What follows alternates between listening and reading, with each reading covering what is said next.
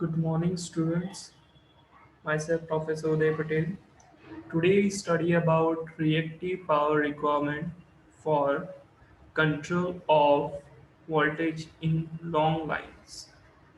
Now, जो आज हम ये टॉपिक पढ़ने वाले हैं, फर्स्ट ऑफ ऑल तो उसके लिए मेनली रिएक्टिव पावर क्या है वो आपको पता होना चाहिए।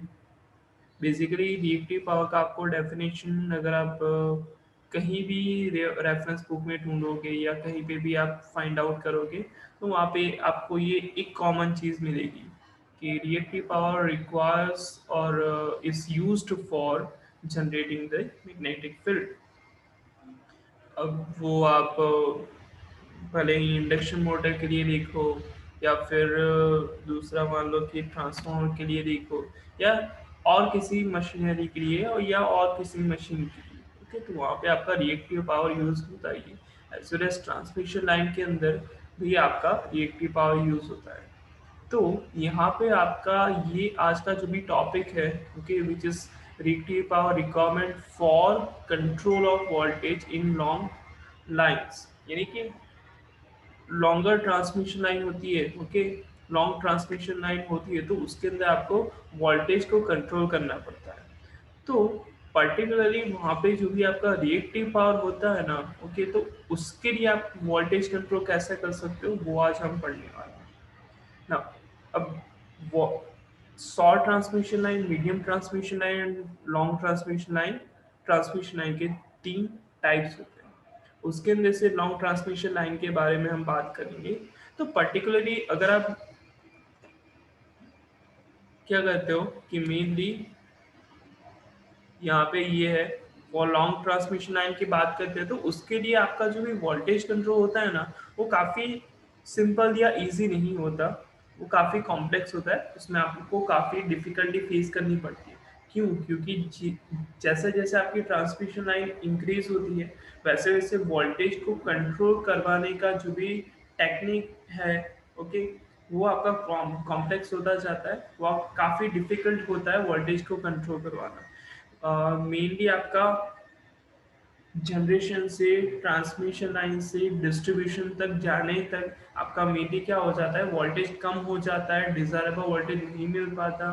ओके, उसके लिए आपका रिएक्टिव पावर जो भी होता है उसको आपको यूज करना पड़ेगा और उसको कंट्रोल करना काफी दिक्कत वाला काम है। ओके, अगर आप बात करते हो तो एक्टिव पावर आपका फिक्स रहता है, रिएक्टिव पावर जो भी होता है वो आपका वेरी होता रहता है। ओके, और उसके ऊपर से आपका मेन चीज क्या होता है कि मेन आपका डिजायरेबल जो भी पावर है, okay, desirable voltage and currents है, ओके, वो आपके होने चाहिए।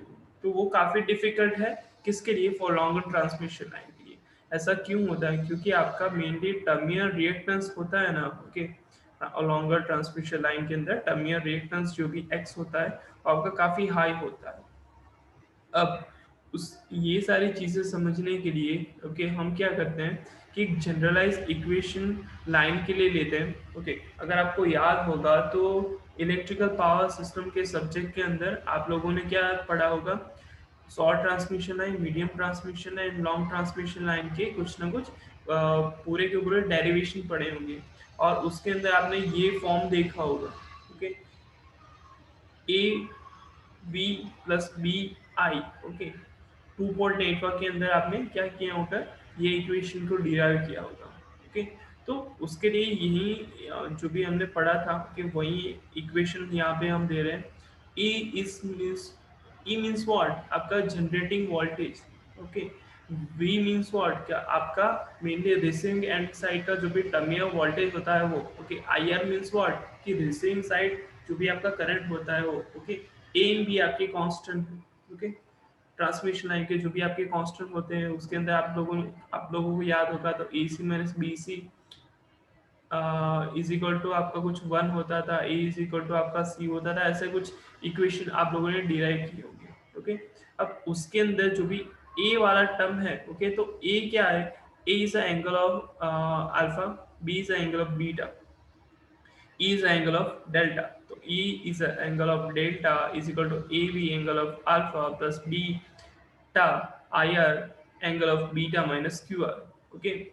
तो यहाँ पे आप ये मेन सिंपल एक इक्वेशन है, उसके बाद ये कौन सा इक्वेशन है इन टर्म्स ऑफ एंगल्स, ओके, कि ई जो भी है जो भी आपका सेंडिंग एंड साइड का वोल्टेज है वो डेल्टा एंगल पे है, ओके, जो भी वोल्टेज है वो अल्फा एंगल पे है, जो भी आपका रिसीविंग एंड साइड का करंट है वो कितने एंगल पे है, बीटा माइनस फाइव आर के एंगल पे है, ओके। तो इन टर्म्स के अंदर हमने उसको क्या किया है, उसको लिखा है, ओके। अब जो भी मेनली आपका एंगल है उसको मेनली इस टर्म्स में लिखने के लिए आपको क्या करना पड़ेगा, कॉस एंड साइन का यूज करना पड़ेगा। तो इन टर्म्स के अंदर आपने क्या किया है, ये मेनली इक्वेशन को कन्वर्ट किया है। सो आपका क्या आएगा, A V cos alpha plus J A V sine alpha plus beta I R cos of beta minus five R plus J beta I R sine of beta minus five R. जहाँ पे आपका mainly क्या होता है कि जे वाला term होता है वो इमेजिनरी पार्ट होता है, ओके, यहाँ पे आप देख सकते हो, और उसके अलावा जो भी इक्वेशंस हैं वो आपके रियल पार्ट को रिप्रेजेंट करते हैं, ठीक है ना। अभी ये जो भी है ना पूरा का पूरा इक्वेशन के अंदर जो भी आपको मेनली रियल टर्म्स दिख रहे हैं ना, ओके, उसको हमने इक्वेट किया है। तो हमें क्या मिलेगा, E square plus A B A square B square plus B square I square plus two A B V I R cos of alpha minus beta cos of phi R minus sine of alpha minus beta sine of phi R. सिर्फ real terms को ही equate किया है इसीलिए, okay. In terms को हम क्या कर दिए, इसको टर्म्स को नेग्लेक्ट कर दिया अभी की कंडीशन में, ओके।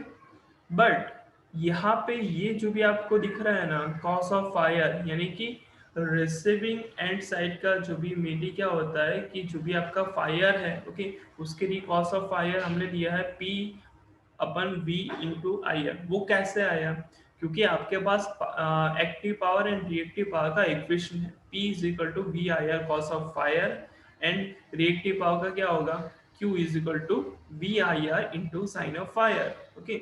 उसके ऊपर से कॉस ऑफ फायर को हमने क्या किया है, उसको प्रोडक्ट टर्म बनाया। हमने क्यों ऐसा बनाया है, क्योंकि हमारे पास क्या है, देखो ये टर्म वी आई आर है, ओके, इसके डिनोमिनेटर में वी आई आर है, तो दोनों कैंसिल आउट हो जाएंगे।